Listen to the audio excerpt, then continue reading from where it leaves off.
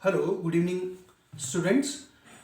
Today I am going to discuss social perception. In our previous class, we have discussed about social cognition. Social perception is a very important aspect of social cognition, or it is a very important component of social cognition. So, what do you mean social perception? Social perception is a mental process where individual gather informations from social world, or with social interactions we can also gain informations about others. As we discussed in general perception, generally we think about sensation and perception. Perception is not just sensation. Perception is a psychological aspect of having information. So here social context means, that means social perception means we are thinking about the society, we are thinking about the friends, we are thinking about the peer, father, mother, we are family members, our psychosocial surroundings, what we thinking about, any attitude, any objects related to any phenomena, any issues. What is our opinion? We also frame opinion. How we frame the opinion? We are also interactive with the friends. Their opinion also influence us. So what we thinking about individually and also when we are in the group. So this is all combinedly called as a social perception. So this perception really influence on our life. Do you think that this perception really influence on our life? Yes, definitely it influence. So in that way, it's a mental process as we already discussed, and that way social perceptions are also interlinked with self perceptions. As we know, then when we are talking about self perception, how it is self perception frame? It is nothing but is a collection of all social perception. Every individual have self perception. That self perception influenced by social perception, because human beings are basically a member of any group, like even I am a one member of my family or my peer group or my society or any other society. So these groups influence on individual perception. So that is, there is a relation between self perception and social perception. So in this social perception, we generally categorize two component within the social perception. And first one is structural factors. There is a structural factors basically based on biological aspect and sensation. So for example, we can take the example from gestalt psychology. According to gestalt psychologists, they are talking about that human mind and brain are having a tendency to perceive wholeness. We have a tendency to combine elements into wholeness. So that kind of tendency is called as a gestalt perceptual organization. So this is structural aspect. That means how we sense the informations and how we tendency to organize our information in the sense and biological aspect and sensation aspect. Okay, this is called structure. How we our mind get structured to grasp the information. So then the another important point is functional needs. It is kind of psychological aspect. What kind of functions we need? Like our perception also influence what kind of needs we have in social interactions. Suppose I need money.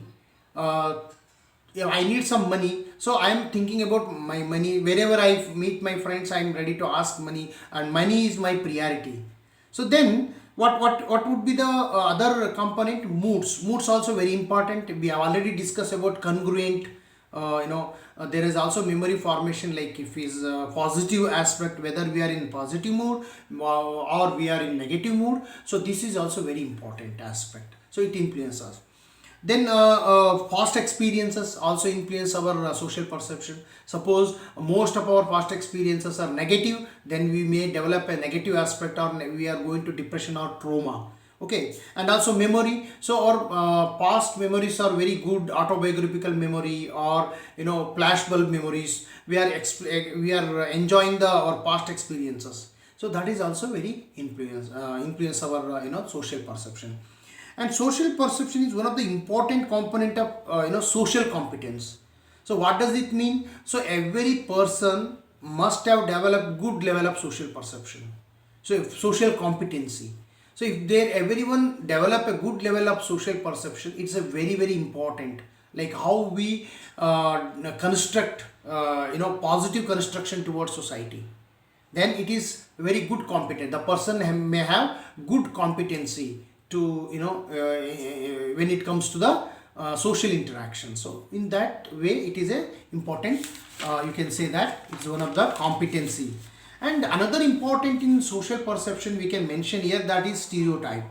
Stereotypes are nothing but these are a very preoccupied thought process, or what you can say that this preoccupied thought process may be a negative or positive or maybe neutral. We have some stereotype to all our social categories. Like for example, any group we can say, for example, women, we say that women group, like we have say some government school students, private school students. Okay, so any category we categorizing, there are some kind of stereotype towards that phenomena. So generally we think about government students, government school students, we think about there are some kind of category, some negative and positivity, and private student we have some category of negativity and positivity, though may not correct actually. Okay, so this stereotype really help us to categorize actually, but this stereotype disadvantage of these stereotypes are they may not always correct, they may misguide us sometime. But anyhow, every person have some kind of stereotype from the birth to death, because this kind of categorization help us to find out the object, and it is making it's reduce our cognitive overloading. Okay, stereotypes helps in reducing cognitive overload.